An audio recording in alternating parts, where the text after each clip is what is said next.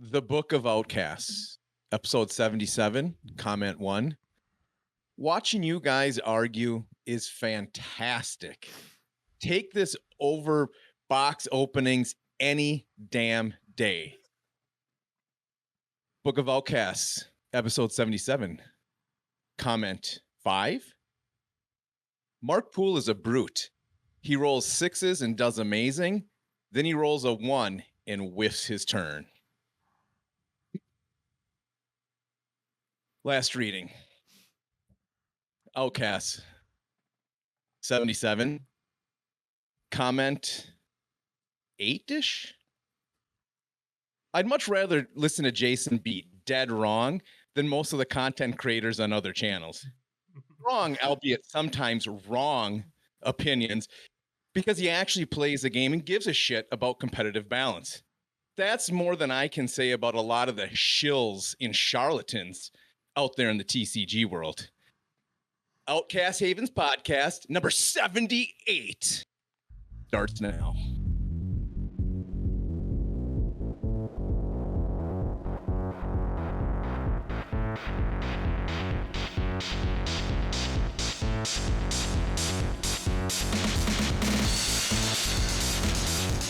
Charlatan. I never thought one of our listeners would say charlatan. No, so that's so funny because like when I read that comment, I was like, oh, this is like our prototypical subscriber. I love it.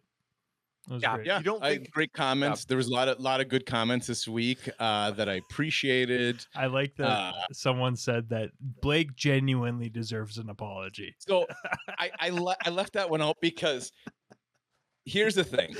For people that don't know us, if they think that is the first heated argument that the three of us have got into like that, oh God, you're dead wrong. That's okay? A fucking Tuesday, dude. So, but here's the thing is we just take a cool down period. Yeah. And nothing's wrong. We're all adults. We're all grown men. We can have heated arguments and then be like, cool, and practice and jam games. Like me and Blake met earlier, like on Monday, and started jamming games. Yep. To do practice. So that's just the way we are. We get heated and then we get over it. Like I'll be honest with you. I didn't re-listen to this episode just because it kind of cringed me out a little bit. So I don't even know what we argued about. I mean, I did. I re-listened to it. The big thing. I like to take a stand and just was my favorite part was the argument. We don't have to get back into it, but I just loved how vehemently you were telling Blake what his own deck was after Blake spent all this time testing and building it with the body, and you just were because I play against it.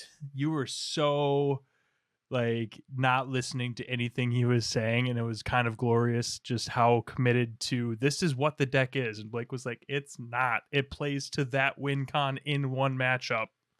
But it was great. It was really. I listened to it. I think 2 more times. So I decided this week. So kind of the things that we want to go over. What we skipped last week with some of our ProQuest results. Yeah. And I have a fantastic way that I want to explain the way I lost one game, and we've had some good successes. But I wanted to start with, instead of me and Blake going at each other, it's going to be me and Blake versus Dane. So it's going to be like work style on you. That's how I figured to start this. So what I'm going to call this is, I don't know, the prism problem. Yeah. And the reason I say that is the one reason why New Bravo is so powerful is because of Prism. And that is because Prism is gatekeeping like Oldham. Oldham can definitely run with New Bravo and control the shit out of them, right? But Oldham has a horrible, horrible Prism matchup. Oldham also has a horrible Viserai matchup. But the way Prism functions, and with some of her new cards, it's really tough for other decks to consistently do well that might have a chance of bringing Bravo down a notch. So I call it the Prism problem. That and the fact that Oakenold, as like I playing Briar, Oakenold is what kills me. If they get 1 or 2 early Oakenolds off, I can't win those games. Mm. Yeah. I'm going to be honest. I think we exist in a world where Viscera, I know that the big three, right, is Viscera, Prism, and Starvo. Like those are what New Bravo, Viscera, and Prism. That's what everybody just kind of agrees are the big three right now. I think the issue is like Viscera exists, but he's kind of like the third wheel. It's like he came along on, Bravo and Prism's date. Like they're hanging out, having a good time, and he's just like, guys, thanks for letting me come. But he kind of invited himself to the party because he has decent matchups into everything, but he doesn't have the best matchup into anything. But I think that the problem is Prism has very good matchups into the field, and then a bad matchup currently into Bravo. So what's happening is you get stuck in this world where people go, okay, can I beat Bravo? No. Okay, well, then I either play him or I can you get stuck in this weird world where you have to make a decision, right? Where it's like, do I play Prism and beat the field, then have an okay matchup into Starvo and think that I can play better than my locals that play Starvo? Or do I play some other deck that probably has a bad matchup into Prism and I just get railroaded by Bravo? We have like the classic triangle. The issue is like Viscera has got like a little piece of the pie, and the other two are like the big dogs, and you have to be able to beat both of them. But I don't think that there's a deck out there that consistently beats both of them. Like Flake said, though, dude, like on the oh my god, fucking, I want to say Arsenal Pass. It's not Instant Speed. Instant Speed. Thank you, dude. I cannot. All of these like 2-word podcast names: Arsenal Pass, Instant Speed, Push the Point. That's 3 words, but you know what I mean. Like it's just I can't keep them fucking straight. Anyways, no. Like he said though, he's like, it doesn't matter if it's isosceles or whatever. It's a triangle. It's still the degrees are different, but it's a triangle. And I thought that was funny. No, yeah, I totally agree with that. I think I just think the issue is right now is it's like it's Bravo and Prism. Like Viscera, yeah, no, it's in a weird spot where, yeah, I don't know. I'm still waiting for like the heat. What you said you're gonna pile on me? I'm not a fan. It was pretty much a joke because I know you weren't going to defend Prism with all your glory of. I just think after playing Azalea at locals, it was like playing against Prism was so bad. It was worse than playing against Bravo, 100 times worse. Mm-hmm. Playing against Prism with Azalea, it pretty much cemented the fact that I won't play her at a Pro Quest now because there's too many Prisms, and I don't want to. Yeah, I don't want to change my deck around throwing 6 attacks in for one matchup and ruin everything else that the deck does well. I can shut down, I can sleep dart, I can take away dominates. There's a lot of things I can do to Bravo and stay in games. Even if I don't win, I can make them very competitive games and learn something in each matchup to get closer. I learned in Prism I can't win. Yeah. not with a deck doing, yeah, I'm sure you can put in other stuff to make it better in that matchup, but I want the deck to be shooting large dominated arrows that have very good hit effects. That's where I think she excels, and she can't do that with Prism because, I mean, 2 resources, I got hit for 19 damage on 2 resources and 3 cards because they could just take, if it does like a hero effect on Prism, like a sleep dart, doesn't really do anything. You don't need to make that spectral shield every turn. So if I throw a 10 dominate sleep dart, because that's what I hit on the top, my opponent's like, I'm going to take the 10 because I have Miraging Metamorph or whatever it is, and I have just a War Tune Herald. And if you don't pop that War Tune, I'm going War Tune, Miraging, and there's nothing you can do about it. Or even if you do pop it, I'm just going to footsteps into another attack, and then you're going to drop a second card from hand. Yeah, no, I get it. No, I think that I love Prism. Really Prism's a ton of fun to play for me. Like I really enjoy her play style, but I am not even going to argue that I think it's a weird design space that they have opened a door on for the future, right? Like it's like you have a very like there's a very specific countermeasure to Prism being the 6 power attacks, right? That other decks aren't designed around like having access to a ton of that. Some are, but not a lot. Like not a lot can unobtrusively add that to their play style, right?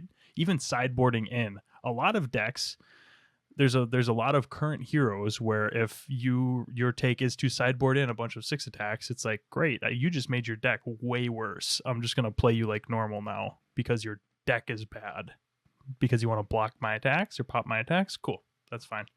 You can play with your bad deck, and that is bad. I don't like that. And then I'm curious to see what they do with the illusionist design space in general going forward, because they can't just keep adding like auras and these like super powerful phantasm attacks, because at some point I feel like it is just a weird design space.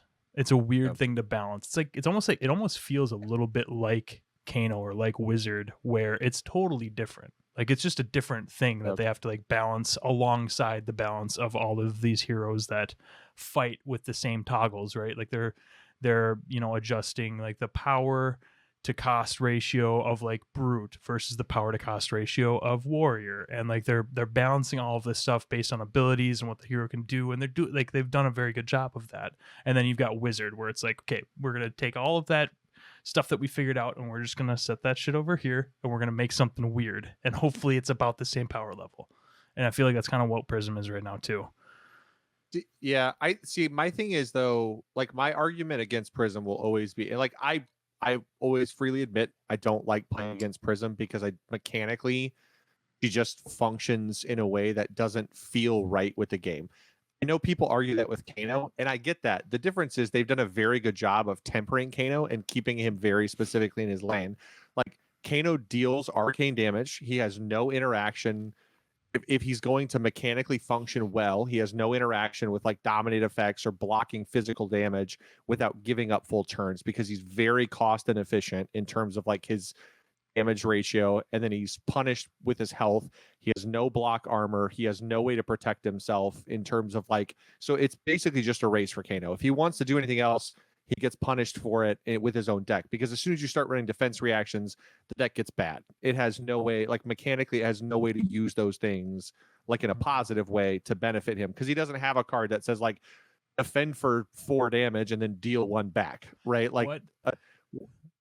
Sorry, I was like Prism is like benefited by Soul Shield. It's like, oh, they're gonna play dominate attacks. I put a Soul Shield in my arsenal, even though I just defended a 9 attack with like a card from hand and then my other card, you can still like keep 1 card in hand, and that Soul Shield goes to your soul, and now you can banish it on your next turn to make a spectral and then attack with other things.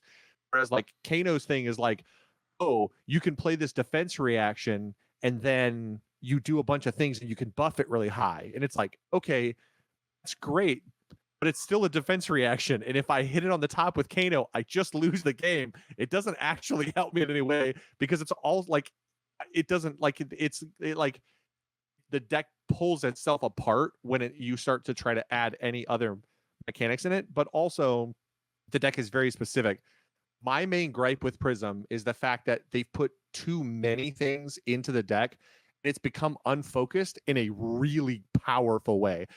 Used to be, okay, I don't want to take this attack, I'll put 6 powers in, because 6 powers is how I defend myself from phantasm attacks. I just pop the Herald and I don't have to deal with it. And then they go, oh wait, now we're going to give them Miraging Metamorph, so that way if you pop it, you get punished. And it's like, wait a minute, I thought popping it was a negative thing for them, not for me. Why am I being punished for something that is neat? That's my out. So now you have to run defense reactions and you have to run 6 powers. So you have to dilute your deck to play against it.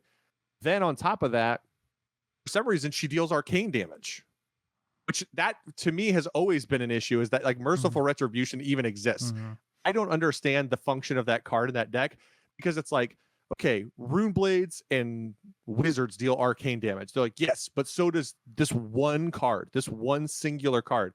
So it's like, so I have to take something out of my side. I have to make sure I play no rune in the matchup or risk just dying to Merciful Retribution if they put 4 shields up and then Merciful me. It's like, that feels awful because I basically am trading. You have 3 cards in your deck that I have to sideboard one of my equipment out for because it's powerful enough that it can just outright kill me. And it's like the deck has become unfocused in such a powerful way now. And then on top of that, it hates out some decks that don't have solutions to go wide. It puts everybody in a weird spot where it's like the whole argument, right? Everyone's like, well, Starvo's bad for the meta. Why is he bad for the meta? Because he's too powerful. I can't just put unmovables in my deck. It's like, great. I can't just put time snaps in my deck. Deal with auras. I don't go wide. I have 1 attack. That's what I got. So now you're telling me that I have to play the whole game poking 1 aura, but they're playing 2 a turn, which means every turn I go -1. It becomes this stacking issue where there's no resolution because in order to counter that deck, the only reason people aren't having an issue with it right now is because Starvo's the big bad mean bully on the block. Like Prism is waiting to be the bully. She's like the beta bully, and she's just waiting for alpha bully to like go find a bigger pond.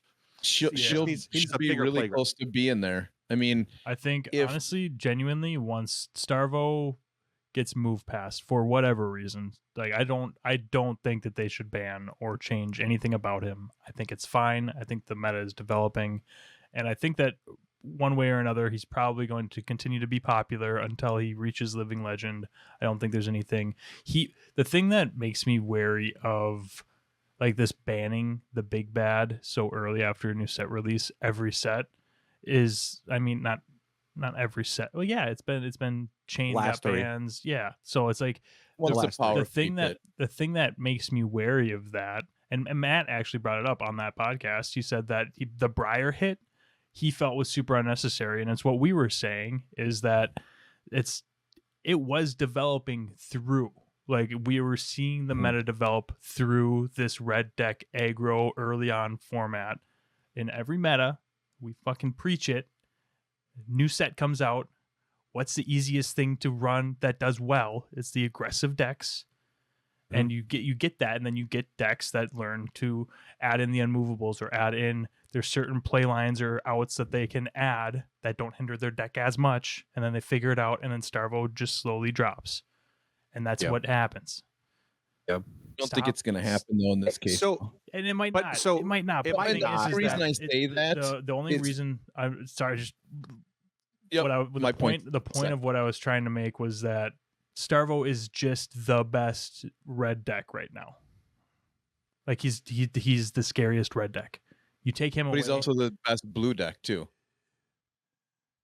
but then it's a different build, and it becomes. But I think Right, that's the that's what thing. I'm- So yeah, That's why it's hard to combat. Is just because he can go completely opposite builds, middle Right. build. He's just too wide, which is Yeah. fine. You just combat him with him, a different style of him, and then he'll be dead in a month and a half, and then we don't have to worry about it. Then we I have to think worry we- about Prism.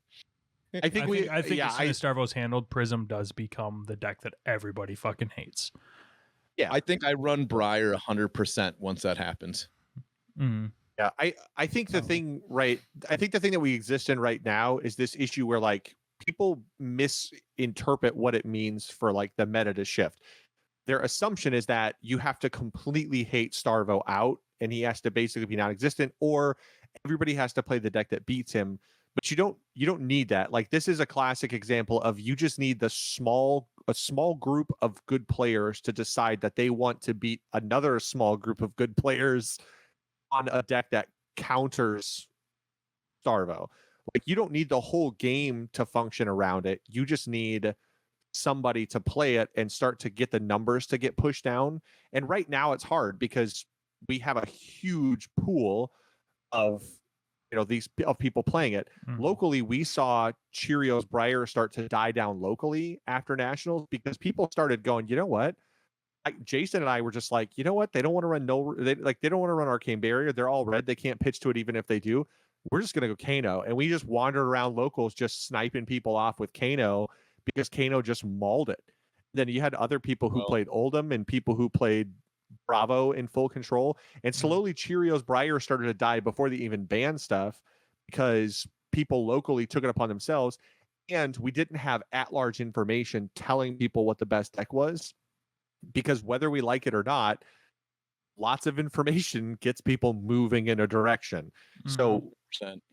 if there wasn't this information right now, like if we didn't have as much access to it, or if we were in a lull between things, it was just people would go, Starvo's good, but there would be a lot of people who would combat it locally because they knew the 2 or 3 people who played it, versus half the field is playing it right now because it's the best deck. And that's what the stats tell me. And that's what everybody on Facebook tells me. So it'll be a good point right here. So I just wanted to, before we go over where the numbers are at, locally we've had 3 ProQuests. I think Dane's been in 1, Blake's been in 2, I've been in all 3. First one I think we talked about, that was my top where I hit 4th. The second one was kind of funny. I've taken 2 9ths after that 4th, and I've played Briar in both of them, so that kind of hurts and stings a little bit. But I outplayed myself. I was 6-6. The game was 6-6. I was playing Peter, and he plays switches between Reinar and Lavia, and he plays him very, very defensive. So all the unmovables, all the fates, all the sinks, and he is blocking me out, just blocking me out. No blood debt or anything like that. He was just swinging a club at my face and blocking out. And we got to 6-6, and I sonataed, and I pulled a scar for scar.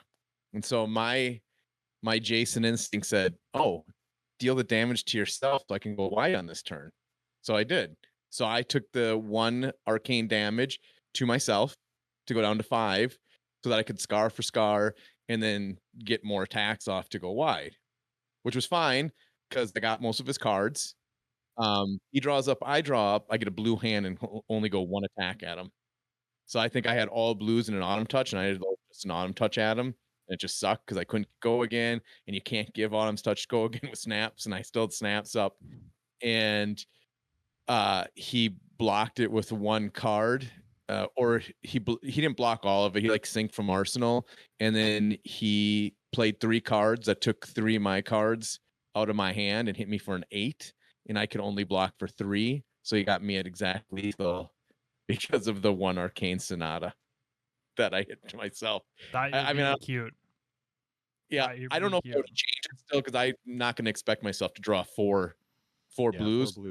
Yeah, with snaps, I figured that I'll be able to get off something but just didn't happen. So it was fun. Overthought it. Oh well, what do you do? And Blake, you topped that event. I did, yeah. That was the event that I got top 8, and it was funny because I was standing across the room waiting for them to announce top 8, and the body walks towards me. He put his hand on, he like looked at me, put his hand on my shoulder, and stood next to me. I was like, oh no, I got 9th somehow. Like I couldn't figure out. I was on like table 3 the last round, and I'm like, how did I get bumped out? Like I was assuming that it was like a, hey man, my condolences. Like that was a bubble that felt bad. And then I was like, I get 9th? And he goes, no, you made it. Just wait to see where. And I was like, okay. So this was announcing who got, he's like, says the names, and he says Nick's name second. Then he keeps going through. And he says my name. And I was like, 7th. Oh God. Oh, we got to play each other. And he's like, yeah. I mean, the exact 80. We sat on the phone. We sat on a Discord call for 45 minutes and hand wrote our sideboard notes together the night before. So you can imagine it was great. And it was a super close game. And then I got exposed to the elements in my hand. And I thought, this is it. Because that's such a huge win if you can double fuse exposed and go -1 on their shield and kill their crown. That was like, yeah, okay, cool. So I got it. I got him. And then 2 turns later, he did it back to me.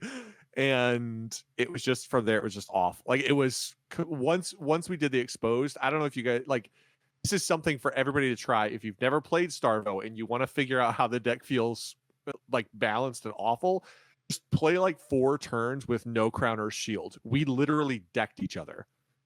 Because when both of us were like, we would reveal and then do some damage and then swing hammer, and you have to 2-card block every hammer because you don't have shielded crown anymore. So it was just every turn. And then we got to the point where you can't crown to fix your hand. You can't try to get your reveal. So then it just became like, we eventually got to the point where we both had 15 or less cards. Your zero blocks were coming. That you can't we got 0 blocks coming. And it just came down to like single points of damage here and there leaking through. And he had like a turn where he was like flash into blue Frostfang. And I was just like, oh God, this is so bad. Like, so I had to block with my one pillow fighting. Yeah, it was such a bad like it was bad in the sense that it felt terrible to play that deck like that, but it was exactly what you would think two people who play very similar. At one point we looked over and realized we had played probably 8 turns. We were both so scared of exposed, we refused. If we didn't have reveal with extra blue cards, we wouldn't show each other. So like for the first 8 turns, it was like Ice Hammer. I block it. Ice Hammer. I block it. Ice Hammer. I block it. We were probably 8 turns deep. It was still 40-40. We just like the health had moved, and we counted decks at one point. Our decks were like exactly 26 each. At one point, like it was ridiculous how hilarious it was, how much of a true mirror the game was. But yeah. So I lost to him in a real close one, and he ended up finishing second overall. So say my one claim to that ProQuest is in round 1, I took out the winner and gave him his only loss on the day. With Briar over Bravo. I that matchup is so close. It's very 50-50, but if Bravo gets an Okinold with the first 3 turns, it usually can flip the script pretty quickly. And if they get 2 of them, it's just over. Yeah. That's pretty gross. Yeah, and I've only played in the one, and I already talked about it. I went 4-2. Yeah. So, and we got one coming up. Who's playing this weekend? I'll be there. I'll be there. We're all going to be there. Yeah. Last. So Jason and I will play round 1 because that's how, as is tradition. Yeah, it's. I always play somebody I don't want to play round 1. No. I don't even know who I'm going to play yet, to be honest. I'm still trying to talk myself into staying with Briar for week 3 because 2 9ths, something's got to give. 2 9ths in a row. Just break through, dude. Break on through to the other side. But it's the one nice thing about Briar is I don't have a bad matchup, but I don't have any good matchups. You gotta. So it's not like somebody doesn't flip their hero. I'm like, all right, here's my guarantee. It's just like, well, all right, let's go deck. Be patient. Try to set it up, and hopefully they don't aggro you too fat. Katsu can be the new Katsu I haven't played. Because like early on, like in card gaming, like you definitely fall into that trap of like, oh, this is one of my good matchups, and then I always lose those. It's like I always lose. It's like, oh, sweet, I'm just gonna nom this Katsu, and then it's like, oh, you're not gonna see a single aura for the first 7 turns until you're less than 15 life, and at that point you're fucked if you take it. Like, yeah, it just. So what you're saying is the real trick is you should play Levia, because then you have no good matchups, so you'll never go in thinking you have a free win. You'll never go in thinking I've got this and then be heartbroken. Yeah, that's the other good thing is there was 2 brutes, Cody and Peter both with top 8 with their brutes, very defensive brutes, and did a great job patiently. And then they had to play each other. Didn't they have to play each other in the top 8? Was it? No, they just both got paired up with Starvos round 1. Oh, okay, that's right. Yeah. Was that the ProQuest that Levia beat you on the defense reaction? That literally no. That was that was the one before. Oh, that was one. The first one. That was still Peter. It was still Peter. It was the same build. Yeah. Gotcha. Yeah. He hadn't showed me a reckless swing all game, so you're like, I don't even know if he runs these in his super. It's like, I don't even know if he runs reckless swing, because it's like, honestly, it's a really inefficient card if you're playing hyper defensive and pummel based. And because it doesn't running a lot of not 6 attacks for But then I was so nervous about it that I played Cody actually, funny enough, so I played Cody on his Reinar, which is super defensive.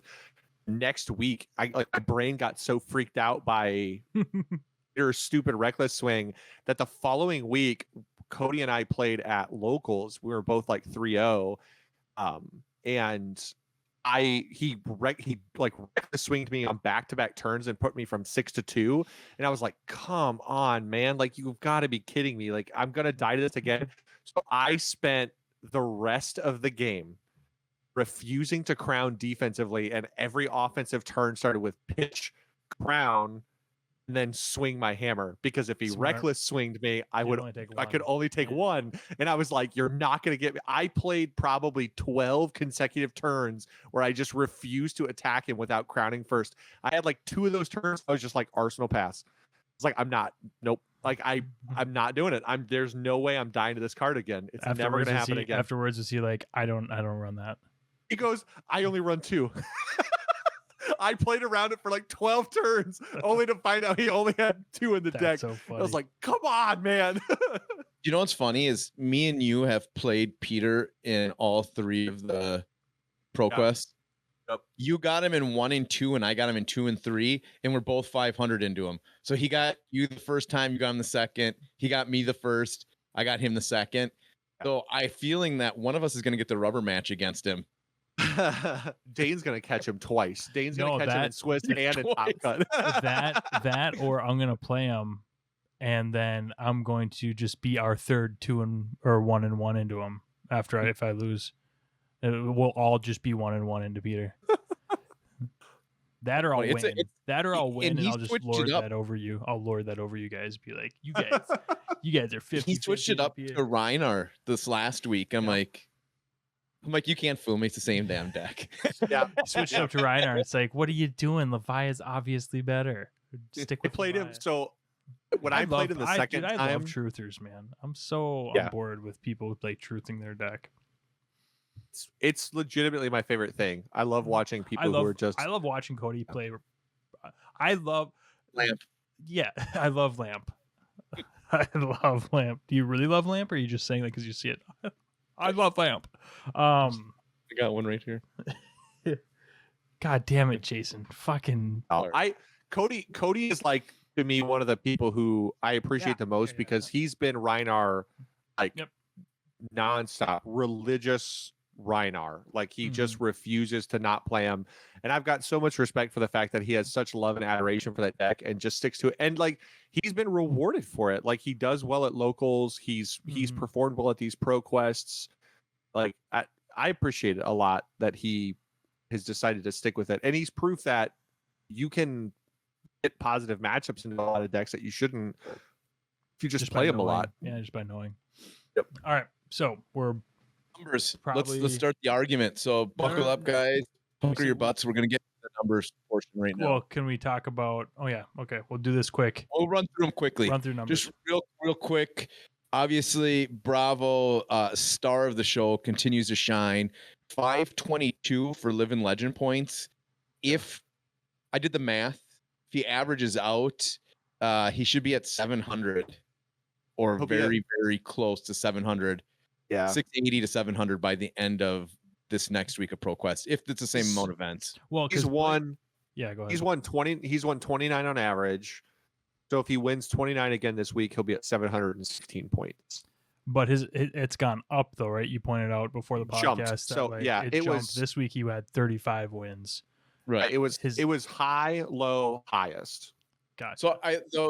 So besides that, that's all we're going to really cover. I just want to run through a quick, for people that haven't seen Tower 9's reports on Fab TCG. They're awesome. It's the only reports that the Outcast Haven podcast approve. All the other reports that come out randomly with these fake ass numbers don't approve of those. So fake news. I mean, Tower number 9's he gets his stuff from LSI. Right.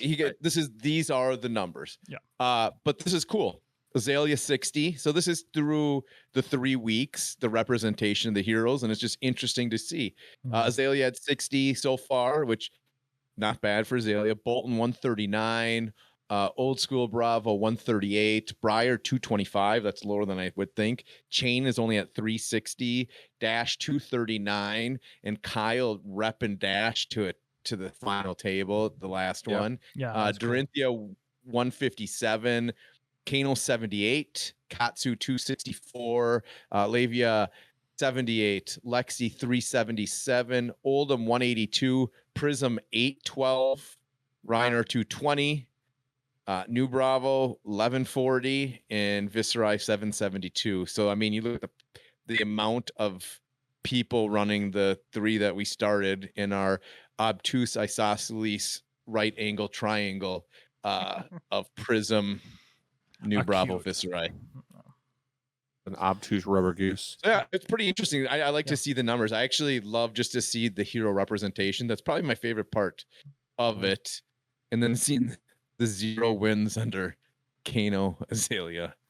Yeah, I mean, and that's just 3 short R.I.P. nominal. So we'll nominal. That's usually represents 4% or less. As soon as you started saying that shit last podcast, I was just like, I don't care enough to I'm continue a finance to participate. major. We have to run a lot of that stuff. There's like certain terminology. Why are you throwing that shit at us? We don't know. We don't know. You use the word that I've never heard before in our group chat. I'm like, pedantic? what is Pedantic is not an uncommon word.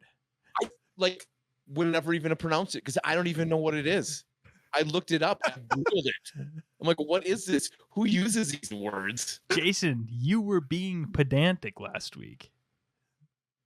I'd have to relook it up because I already forgot the meaning of the word. Jesus. No, so something else. So I don't know. I know Jason said that there's something else you want to cover too, but I really want to hit on the product announcement. That was it. Oh, yeah. Oh, okay. That was the other thing. Yep. Yeah, that's what I wanted to hit on. I'm super excited. Like, I love the fact that it's gonna have lore in it.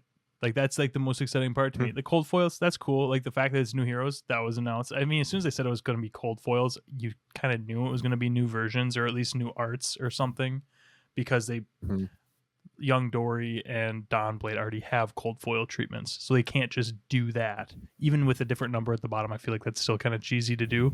Safe, they'll be adult and young. No, I think I'll just be young.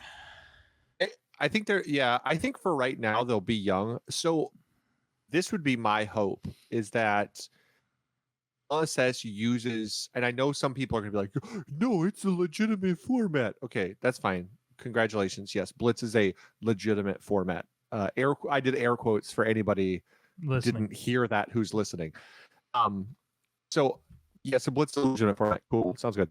I hope that LSS uses Blitz as like a place to kind of test things, because I think that this is like a great example of an opportunity they have where if they want to release an updated Rhinar or an updated Dory, they could make a Blitz hero with an interesting hero ability like the one that the new Dorinthia has that they revealed, and potentially just go, okay, how good is this? And if it's just mind-blowingly overpowered, then you go, there's a lot of that stuff in Blitz, right? There's like Benji OTK decks if he draws right. There's Kano OTK decks if he draws right. There's KO OTK. There's Rhinar OTK. Everybody can OTK you in Blitz. So what difference does it make if there's another hero that could potentially OTK you in Blitz if they can maybe figure out one of these abilities? Because like maybe if they tested Starvo in Blitz first, we would have gone, oh God, nope, that does not work. And then that's in Blitz, so they could ban it and you don't have to worry about your competitive crowd, decrying like this awful experience they're living with. You know what I mean? Could you imagine? They can never make him in Blitz. Could you imagine that? No. Dominate 11, turn 1, Oak, go again. We'll play an Icy Hammer. So I just fatigued 10% of your deck and got through probably 8 damage. No big deal. Yep. Just took half a Kano's life on turn 0. Yeah. Yeah. I mean, that they couldn't make that hero. I mean, they would have figured out very quickly that he would have been a problem.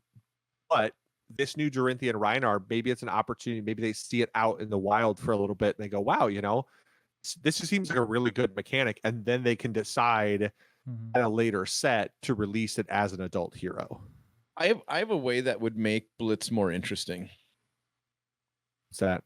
Add 3 20 card cards. hand. No, 3 card hand.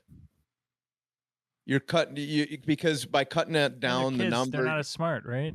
Yeah. Fuck it. Yeah. 3 card hand should be the norm. Dated all would have 3 a shot. card hand. Teenage- It's teenage- going with my I'm coming out with my 5-minute ab video in my 3 card hand blitz. It's all the same thing. Just think how much better Datadol is now. Huh? Just fix Add 2 Datadol. cards. Add 2 cards in hand. Yeah. No, she's got 3 intellect. We're gonna keep her the same. Then Meanwhile, my only meanwhile, issue is that, Kano still like, bullies people. I was gonna say my only issue with that then is that like you still like you just have less cards to block with, so people just because a lot of like the big hit, I guess like decks like it'd be hard Ira, to pull decks. them off. Yeah, Yeah, I mean, it'd be that's hard, fair. yeah. Yeah, that's true. Then I don't know. It was Bravo just, just it was, couldn't swing. Yeah, it was just another one of my bad opinions. I like that they're coming out with seemingly new card options like the Dorinthia specialization, the Glisten the Steel Blade or Glisten the Steel Blade. You know what it does? I haven't even. I just saw what Dorinthia does. I've yeah, seen it's anything not- else.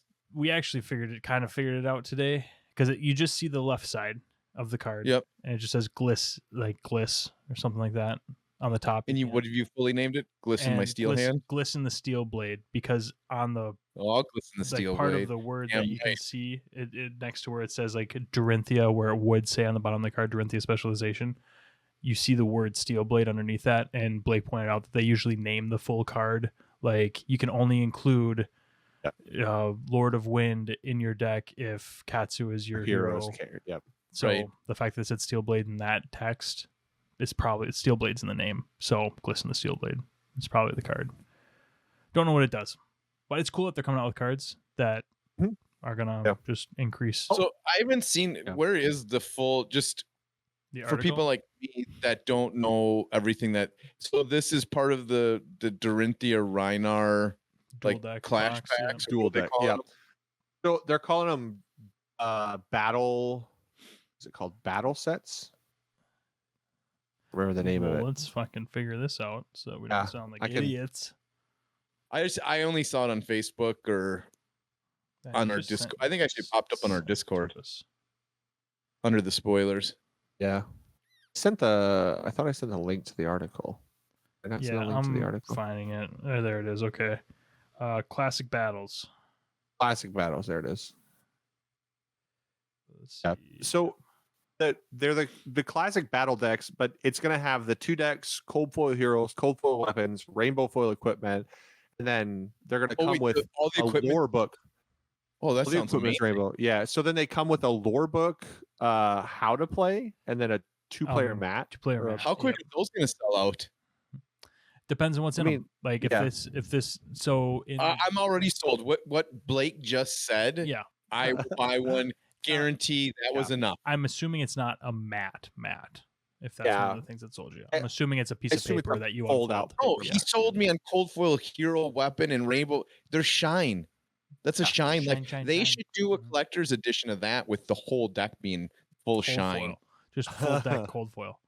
Oh my god, $199.99. People would just eat it up, like printing cardboard gold. I feel like people are gonna eat this up regardless. But like honestly, That's what like the I'm Dorinthia hero seems cool. Like I like the idea. Just very like the first interesting. time the weapon gets go again, you can swing again with it. It's And basically just having it hit is nice versus, or just giving it not having Again, it is have the it. solution. Yeah. doesn't have to hit Yeah. to get the yeah. So yeah, I mean it just seems like really interesting across the board. I would be curious because in the last James White interview that I watched, he was talking about how like with there was some nuances to how I read this, but basically he was talking about the localization in French and Yep. how or was it I can't remember exactly, but he was talking about that and how think it's they were French. asking if they're going to do the people conducting the interview were asking if they're going to do like reprints of like Welcome to Wraith and Arcane and stuff like that for staples in the French localization or how that was going to be handled. He's like, everyone's getting a shot with localization included at reprints of like the good generic cards, like Staples, the Easter yep. eggs, CNC, stuff like that. And that was something that was already solved. Like, be on the lookout for it. So I'm almost wondering, like, is Reinhardt grabbing CNCs and Dorinthia is going to have some E-strikes? Like, because that would be fucking awesome. I think that's a little too. I don't know, man. They- $50. $50 It's a is a $50 lot. product. Yeah, $50 for the 2 decks and the lore You're book. getting 4 cold because both decks come in the product, right? Yeah. Right. Yep.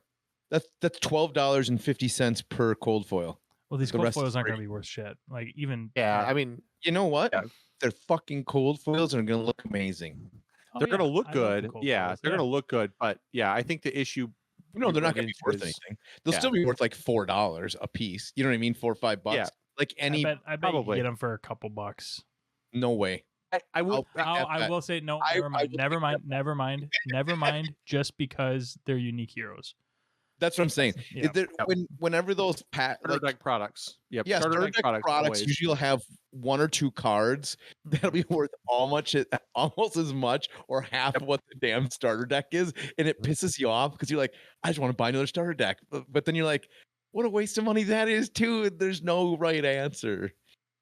Yeah, I don't know if, and maybe what they'll do with it is instead of printing doing a bunch of them, maybe it's like you get 1 E-strike and 1 CNC. So in order to get all Right. of them, you'd have to buy 3 boxes, which then in that case doesn't diminish the value of them at large in the Yeah, yeah. market. What do Like, they we think still, If there's only one, the value of that card will probably be $35 if it's a $50. Yep. You know what I mean? Yep. Mm. Just same way And- it was in DBS when you'd have those one. 1 starter Good. deck cards. Yep. Yeah, there'd be 1 or I'm- 2 that would be worth half the starter deck price. Yeah, I'll be Yeah. curious. I'll be curious if / when the time comes that we see E-strikes and CNCs, if the reprints aren't done with different art, since that's I such a hope so. common It would have to, yeah. practice. I don't know what Yeah, I don't know what they would be able to get away with reprinting it in its like current art Original iteration. form. Yeah. So People on would- I think it'd CNC, be an uproar. I feel like that card can improve on the art. CNC. Yeah, on CNC. E-strike, God, I really like that card. That card, I love the art on that card. That one's gonna be hard to redo good. CNC, yeah, you can put about You anything can on change there. it. You can do something better. Yeah, that's true. E-strike, like E-strike It's is just so probably good. probably one of the It's most like It's very iconic. yeah. iconic. I was just gonna arts on say, the it is- card. Like, when how you- else are when you you gonna see, have an enlightened like- strike? Yeah. Yeah, you just think Fab when you see that card. Mm-hmm. That's Yep. true. I haven't really thought about it, but I would agree with that. But yeah, so Yeah. I'm really excited. I'm super excited for the lore. I'll be totally honest. I'm just gonna add that Mhm. book. The one thing that's gonna bother me, and I know it's gonna bother me, is that there's no way that they're printing the same size lore book as the first lore book. So it's like it's not gonna fit and look cool next to my lore book. So, I mean, it might be great. It might be a little bit smaller, so you could set it in front of it. If it's smaller but still looks really nice, you could. hmm If it ends up just being a hardcover, would be fine with me. Yeah, I could that'd be- live with a it's supposed to hardcover, be, but it's supposed to have like cool art and stuff too. So like if it was a hardcover. Yeah. What do we got there, Jason? My wife and son go down to my mom's, and so my mom sent this thing home with her. Hey, buddy. Trying to acclimate it with Saki because she's been moping around still. Yeah. So they're slowly getting to like each other, but it'll take a while. It's only been a couple days. Mm-hmm. Yeah. Good. No, it takes a while when we moved Bo in, Bruno. So we have selected a winner, correct? Oh yeah. Yeah. We all Yeah. agree on something? we should. I think we should take. I think it'd be cool. So one of the things that I liked about this thing personally was, and I know we talked about it beforehand. It was fun to read through like people's favorite moments, all the different moments that people had where they said, this is my favorite moment of Fab, because that's one of my favorite things about Fab is beyond the competitive, right? We love the competitive side. We talk about the competitive side.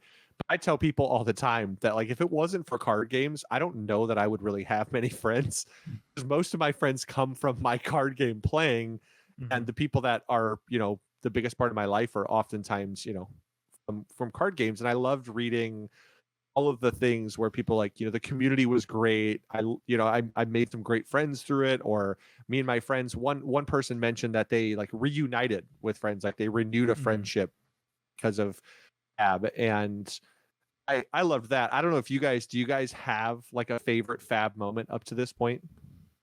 I do want to caveat to what you said before I go into like what mine was, is that like when these types of things come up, we sort of selfishly use this as an opportunity to let people not vent, but like share like their cool experiences. Cause like we know that they are happening out there.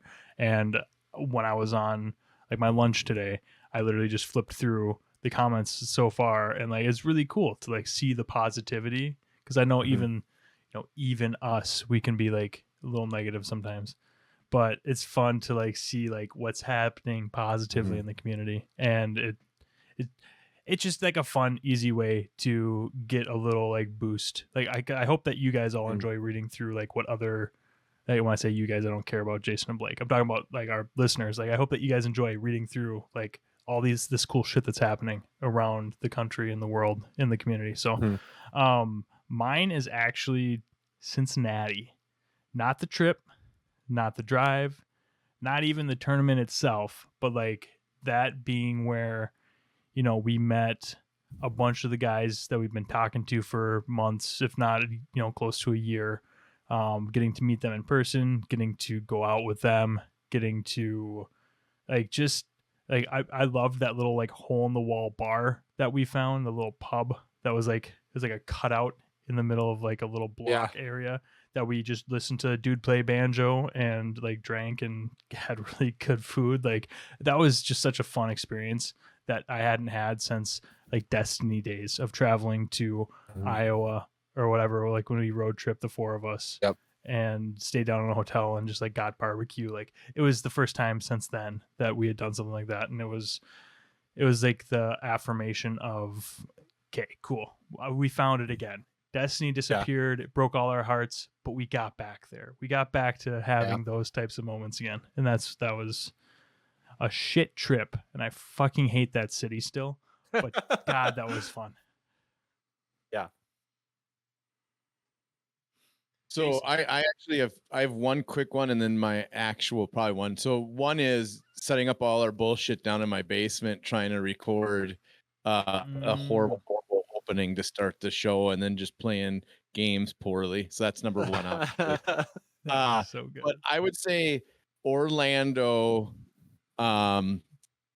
getting shit faced at the Airbnb with a bunch of Minnesota people, and Bronson joined us. Blake, and then so Blake two things. Got railed and Blake getting so shit faced he passes on the couch, but also the fact that taking vodka way deep into the night and the vodka was so bad that he's still pucker in the face. It was such bad vodka. Yeah. And then everybody just grabbing some random person's deck and then playing sober Adam and getting destroyed. That was so fun. We just had like all the deck boxes like on the table, and you we just grab a deck box. You grab a deck, and I'd be like, "Oh shit, I grabbed." Well, I'm trying to remember if there was a matchup. Oh, I grabbed Bolton, I think, and I was playing Bolton, and so Adam popped behind me, and then Chris grabbed Bravo, so Blake or Jason popped behind him, and like we were kind of playing the decks against each other, but it was mainly like Adam piloting for me behind my shoulder and Blake piloting for Chris behind his, and all of us are trashed, and we're just trying to like, it was just, dude, it was such a fucking blast. Yeah, so that's a good one. That's a good one. To that trip, I mean, there were so many of us there. You almost didn't go too, Jason. Yeah, I think I bought my ticket. It's why you gotta just commit. Yeah. I had fun just popping in. So I think my favorite memory is probably cumulatively all of the callings that we got to go to. I loved Vegas, I think, because it was like the first one. It was, I think to Dane's point, Cincinnati was the first one for him. Vegas was great because I think exactly like Dane. It was just that moment where when we played DBS, it was kind of a pathway game. It was like our game that got us from A to B. It got us Destiny to Fab, and that's what we needed. It was something that kept us together and playing games together. But we never did anything like that. And going to Vegas, I think to Dane's point, like it reaffirmed why I love card games. And like I said, it's because that's, where I found all my friends. Like this great community is a result of that. And Vegas was like that moment where we got to meet a bunch of people who we'd been, through the pandemic, we talked to so many people that we had never met in person. And we got to see all of the Florida guys with Rob and Bronson, Nick Murphy and AJ and all those guys that we, we had never met before. We got to meet them in person. That was the first time we got out and got to meet people. And it's fun to know, like, we don't do this because then people come up and like, oh, you guys are so amazing, you're the best. It's just fun to know that people listen and they have a good time and enjoy the podcast. It was fun to like talk to people outside of Minnesota who are like, oh yeah, no, I listen to your guys' stuff. Like, I appreciate that you do it. And it's just that, affirmation that what we're doing is fun and it's good and it's an important part of the community. And how cool it was to just sit down in that room. Like, I remember sitting in that room, do the Tales, world premiere, and you're like holding a pack for the first time. It's like everyone in the room, they're handing them out. You can just feel the energy. And then someone opens the Corsham and the room just goes crazy. And it was fun. It was a reminder of why I love card games so much. And it's the people. And then having a bad tour guide in Caesars following Garrett around, running in circles, not knowing where to go. Speaking of somebody who was a little inebriated, Garrett thoroughly enjoyed the fact that certain things are legal in Vegas that aren't legal everywhere. And he was flighty. Flighty would be the only way to describe it. Garrett just wandering while Adam's just slipping bills into a slot machine, losing money by the second. Garrett, you got to get us moving, man. Adam's going broke here. Which takes some going. Yeah. All right. It was fun reading through a lot of them. If you went past a paragraph, I'll be honest, my attention span didn't make it past that paragraph. I enjoyed the paragraph that I got through, but as you've seen from doing 78 episodes, you got to imagine if you went past one paragraph, you're like, Dane's going to read this. Jason's probably not going to make it through sentence number 3. And you're probably right in that. And that's a good assessment. So our random winner was short and sweet. I got through the whole thing really, really well. So I don't know who wants. Somebody read the comment that this person. Oh, I like this. We're not even going to say the name. We're going to make you wait. No, yeah. All right. So it says, I've had such a blast with Fab. It has given me a new community of friends, and my favorite memory was my first local armory win with Oldham last October. Thanks for the awesome channel and sweet giveaway. So that winner is Heather Schmidt. Heather, reach out on Facebook, our Discord, email if you've got access to that. You see it on the YouTube page or something. What we're going to need, actually just reach out, get in touch with Blake, Jason, or I. Probably Facebook Messenger would be the fastest way, just so we see it pop in and ping us. And if you know Heather or you're listening and want to comment like, hey, congrats, Heather, that would be great too, just so she sees it, because we do need to let LSS know what would be today. Gem ID, all that stuff. Yeah. It's just, when you contact us, we'll give you the list of stuff we need. Yep. So reach out and congrats, Heather. That's all that I wanted to talk about. I think that's all I want to talk about. I'm good. Yeah. Well, everybody, thanks for participating in our little giveaway. Hope everyone who is going has a blast in Indianapolis. Really appreciate all the support and the fun comments. Love hearing from you guys per usual. I don't think none of us are going to Indianapolis, right? No. Nah. Can't make it. I'm for sure going to Jersey. I'll be at the Pro. I want to meet the Kiwis in Jersey. Yep, that's my goal.